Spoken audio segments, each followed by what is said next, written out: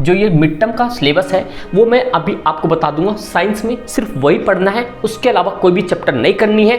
बस एक ही पॉइंट याद रखना, अगर आप अभी 2024-25 सेशन में, जैसे मान लो 2024-25 सेशन में बोर्ड दोगे, उससे पहले आपका मिड टर्म का एग्जाम है। मिड टर्म के लिए जो जो आपको सिलेबस करने हैं, और उसके अंदर भी एक पॉइंट याद रखना, ये जो मिड टर्म का सिलेबस देख रहे हो ये तो सिलेबस है, वो तो चैप्टर वाइज है, लेकिन चैप्टर के अंदर कौन से टॉपिक से क्वेश्चन पूछे जाएंगे वो भी आपको पता चल जाएगा। तो मेरे भाई human I and the colourful world, इसके अंदर से, और एक पॉइंट याद रखना, जो टॉपिक है चाहे मिड टर्म हो, प्री बोर्ड हो या बोर्ड हो, आपको किसी टॉपिक से कौन सा टॉपिक, मतलब किस चैप्टर से कौन सा टॉपिक नहीं करना है वो ऑलरेडी आपको mention, excluding colour of the sunset and sunrise and sunset, ये नहीं करना है आपको, समझे। और उसके बाद जो प्रैक्टिकल है, tracking the path of rays and light through the glass bridge, ये आपके फाइनल में भी बहुत बार देखा गया है। इवन भाइयों, मेरे भाई आपने देखा क्लास 10th का जो मिड टर्म के सिलेबस है वो ऑलरेडी आपके सामने आ चुका है।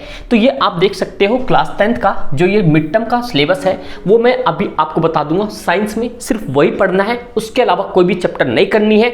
बस एक ही पॉइंट याद रखना, अगर आप अभी 2024-25 सेशन में, जैसे मान लो 2024-25 सेशन में बोर्ड दोगे, उससे पहले आपका मिड टर्म का एग्जाम है। मिड टर्म के लिए जो जो आपको सिलेबस करने हैं, और उसके अंदर भी एक पॉइंट याद रखना, ये जो मिड टर्म का सिलेबस देख रहे हो ये तो सिलेबस है, वो तो चैप्टर वाइज है, लेकिन चैप्टर के अंदर कौन से टॉपिक से क्वेश्चन पूछे जाएंगे वो भी आपको पता चल जाएगा। तो मेरे भाई कंप्लीट देख लेना सेशन को, अभी आपको सारा समझ आ जाएगा। चाहे आप गवर्नमेंट में हो, प्राइवेट स्कूल में, कहीं पे भी हो, आपको सारा चीज समझ आ जाएगा। तो सबसे पहले देखते हैं ये जो साइंस के आपके सामने जो सिलेबस है, ये आपको पता ही होगा सारा सिलेबस। ये कोड जो है आपका 86 आएगा, मतलब इसके अंदर में केमिस्ट्री से ये आपके 25 नंबर का है, ये वर्ल्ड ऑफ लिविंग बायो से 25 नंबर का है, नेचुरल फेनोमेना ये आपके आ जाएंगे 12 नंबर के, मतलब आपके फिजिक्स से ये 13, ये मिला के आपके 25 बन जाएंगे। और नेचुरल रिसोर्सेज लास्ट वाला आवर एनवायरनमेंट, उसमें 5 नंबर का आता है। और भी कौन सा टॉपिक आता है, ओजोन वाला आता है। तो आप लोग कमेंट करके बताना ओजोन का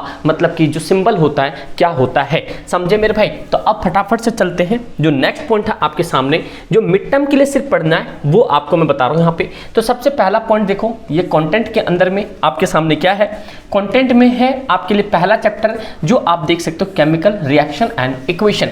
तो इसके अंदर सबसे इंपॉर्टेंट पॉइंट है कि इस बार जो ड्यू है या डीओई, आप जानते हो ये सीबीएसई की तरफ से जो भी सिलेबस आ रहा है मेरे भाई वो कंप्लीट आ रहा है। जैसे आप देख सकते हो यहाँ पे chapter number 1 chemical reaction and equation है, तो ये आप यहाँ पे अपने बुक में नोट डाउन कर लो, ऑफलाइन में ऑलरेडी बता चुका हूं सबको, ठीक है भाई। केमिकल रिएक्शन एंड इक्वेशन, इसके अंदर ध्यान सुनना जो टॉपिक है, जैसे आप यहाँ पे देख सकते हो केमिकल इक्वेशन पूछा जाएगा, बैलेंस केमिकल इक्वेशन पूछा जाएगा। ये जो बैलेंस केमिकल इक्वेशन यहाँ से तो पक्का ही पक्का आता है।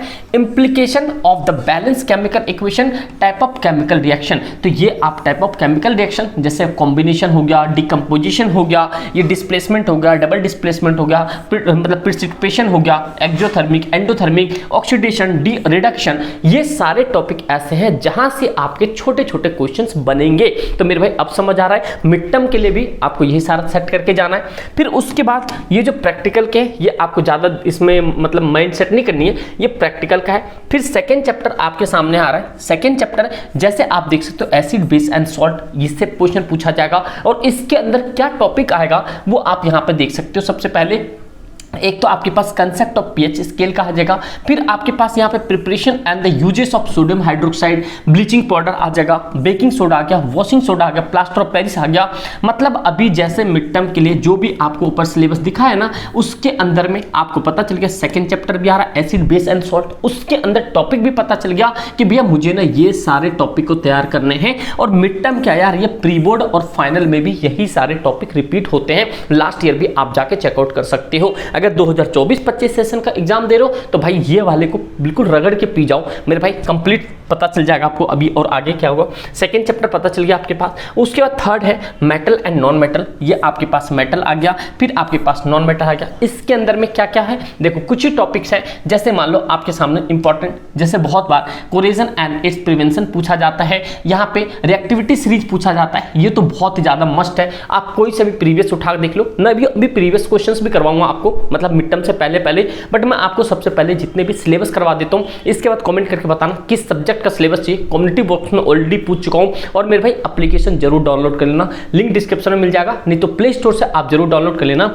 और इंस्टाग्राम पे भाई आप फॉलो करके वहां से बता सकते हो अगर कोई भी दिक्कत परेशानी होगी। तो ये पता चल गया आपको metal and non metal. Then after हम चलते हैं आगे, अगला है आपके साथ बायो में ये आपके लाइफ प्रोसेस। और भाई ये लाइफ प्रोसेस के अंदर से न्यूट्रिशन के जो टॉपिक है, न्यूट्रिशन वाला, वो टॉपिक आप रगड़ के पी जाओ, ठीक है भाई। अगर कोई टॉपिक दिक्कत होगी आप भाई कमेंट करके बताना, सारी चीजें बता दी जाएगी आपको। तो ये इसमें ज्यादा कुछ नहीं है, लाइफ प्रोसेस को अच्छे से करके चलो, क्योंकि यहाँ पे आपके असेसन डिवीजन भी बनता है और कुछ एमसीक्यू भी बन जाते हैं और कुछ मतलब बड़े लेवल के कंसेप्ट वाले भी क्वेश्चंस बन सकते हैं। तो ये भी पॉइंट आपको याद रखना है, समझे दोस्त? ये पॉइंट तो समझ आ गया। नेक्स्ट चलते हैं अगला छठा, जो कि उसी से मतलब रिलेटेड है, control and coordination of animal and plant. इसके अंदर से आपको वॉलंटरी और इनवॉलंटरी और रिफ्लेक्स एक्शन पढ़ना है। जैसे मान लो नर्वस सिस्टम हो गया, voluntary, involuntary and reflex and action and chemical coordination, ये छोड़ दो, लेकिन ये जरूर पढ़ के जाना। और यहाँ पे एनिमल हार्मोन्स के अंदर से ये आपके असेसन रीजन में इस बार भी आया था, तो ये टॉपिक आपको पढ़ना। लाइफ प्रोसेस हो गया, कंट्रोल एंड कोऑर्डिनेशन हो गया, तो ये टॉपिक पता चल गया। उसके बाद चैप्टर नंबर 9 ये आपके लाइट, रिफ्लेक्शन एंड रिफ्रैक्शन, तो ये पॉइंट आपको करके जाना है। रिफ्लेक्शन वाला, रिफ्रैक्शन वाला, ये टॉपिक आपको करके जाना है। जो डेरिवेशन होता है नॉट रिक्वायर्ड, ये पॉइंट याद रखना।